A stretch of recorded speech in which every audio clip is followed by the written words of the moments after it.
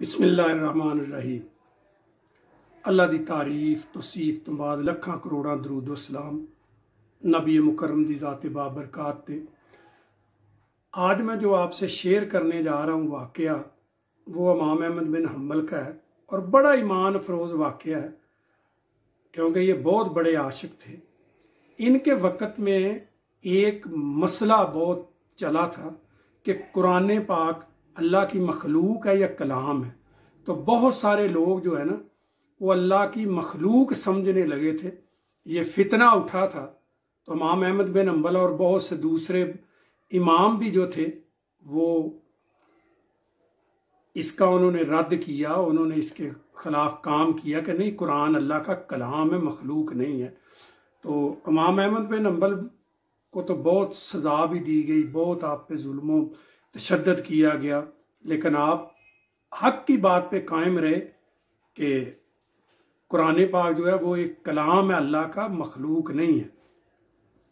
तो वाक़या यूँ हुआ कि इमाम अहमद बिन हम्बल किसी सफ़र पे थे, तो रास्ते में एक गांव आया, तो वहाँ रात हो गई। तो आपने सोचा कि चलो यहाँ नमाज पढ़ते हैं, रात गुजारते हैं, सुबह यहाँ से आगे सफ़र शुरू करेंगे। तो आपने नमाज पढ़ी तो मस्जिद में सोने लगे। तो जो इमाम मस्जिद है उसने कहा जी आप चले जाएं, क्योंकि मैं तो दरवाज़ा बंद करूँगा मस्जिद का।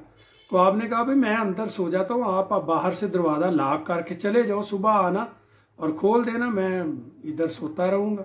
यहाँ तक उन्हें मस्जिद के सहन में भी सोने के लिए इजाज़त नहीं दे रहा था। तो इतनी देर में क्या देखते हैं कि नान भाई, जो नान लगाने वाला ना, वो वहाँ से गुजरता। तो वो पूछता है कि मौलाना क्या आपका तकरार चल रहा है, आपने ज़रूर मस्जिद में सोना, आओ मेरे घर में सोना। वो ले गया, चारपाई बिछाई और सुला दिया। तो जो मामूलात थे आपके रात के, अल्लाह का जिक्र ज़िकार विरद जो था वो आपका सिलसिला चलता रहा। तो जब सुबह टाइम हुआ ना, तो वो नान भाई उठा, उसने आटा गूंदना था, नान लगाने थे, जो भी काम था उसका। तो वो सुबह उठा तो आप देख रहे हैं कि जब भी वो आटे को एक बर्तन से गूंदने के लिए डाल रहा है तो अस्तगफिरुल्लाह अस्तगफिरुल्लाह अस्तगफिरुल्लाह पढ़ रहा है। फिर जब वो आटा गूंद रहा है तो उस वक़्त भी वो कंटिन्यू मुसलसल अस्तगफिरुल्लाह पढ़ रहा है। फिर जब नाम लगाता है तो अस्तगफिरुल्लाह पढ़ता है, बाहर निकालता है तो अस्तगफिरुल्लाह पढ़ता है। तो उन्होंने ये सारा मंजर देखा। तो उन्होंने पूछा भाई ये आप अस्तगफिरुल्लाह पढ़ते हो, इसका कोई आपको फ़ायदा भी है? उन्होंने कहा जी इतने फ़ायदे हैं कि मैं बता नहीं सकता। जब से मैंने ये विरद शुरू किया है अस्तगफिरुल्लाह का, अल्लाह पाक ने रिज़्क़ के दरवाजे खोल दिए, और यानी ऐसे समझो कि रिज़्क़ की बारिश अल्लाह पाक ने कर दी है। और कोई भी दुआ जो है वो मेरी कबूल हो जाती है अल्हम्दुलिल्लाह। कोई दुआ कबूल मेरी जो है वो बाकी नहीं है, सिर्फ एक मेरी दुआ है। दुआ करें, आप भी नेक आदमी लग रहे हो, आप दुआ करें कि मेरी वो दुआ कबूल हो जाए। तो आपने कहा कि क्या है दुआ? तो उन्होंने कहा कि मैं अपनी ज़िंदगी में चाहता हूँ कि मेरी इमाम अहमद बिन हम्बल से मुलाकात हो जाए, क्योंकि पता नहीं वो कहाँ रहते हैं, मुलाकात मेरी होती है या नहीं होती।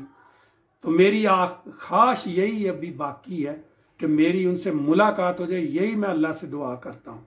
और मैं कहता हूँ कि कभी हो सकता है कि मैं उनके पास ना जा सकूँ, तो या रब्बुल आलमीन उन्हीं को मेरे पास का किसी बहाने से ले आओ। तो यही दुआ है, आप भी दुआ करो कि अल्लाह पाक मेरी ये दुआ कबूल फरमाए। तो आपने फरमाया कि आपको अहमद बिन हम्बल से बड़ा प्यार है? वो कहते जी मुझे इतना प्यार है कि मैं बयान नहीं कर सकता। और क्योंकि उनके काम जो है ना, इस वक्त में उनका काम बहुत अजीम है कि जैसे 3 बादशाहों ने उन पे जुल्मों सितम किया, कोड़े बरसाए उन पे, लेकिन उन्होंने ये नहीं कहा कि कुरान पाक मखलूक है। उन्होंने हक की आवाज़ बुलंद की कि कुरान पाक जो है वो अल्लाह का कलाम है। तो इसलिए मैं बड़ा मुश्ताक हूँ, मैं देखने का बहुत मुझे शौक़ है, हसरत है मेरे दिल में कि कहीं उस नेक बंदे की ज़ियारत हो जाए।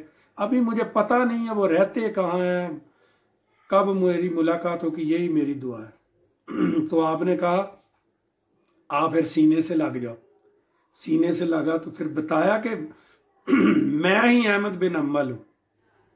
तो अल्लाह पाक ने आपकी दुआ कबूल करे। तो वो बहुत खुश हुआ।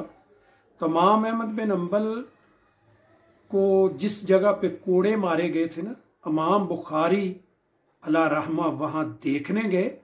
तो जब आपने वो कोड़ा देखा ना जिससे इमाम अहमद बिन हंबल को मारा जाता था और कहा जाता था कि क्या कुरान जो है अल्लाह की मखलूक है, आप कोड़े खा के जब वो थक जाते तो फिर भी आप कहते कि कुरान अल्लाह का कलाम है, अल्लाह की मखलूक नहीं है।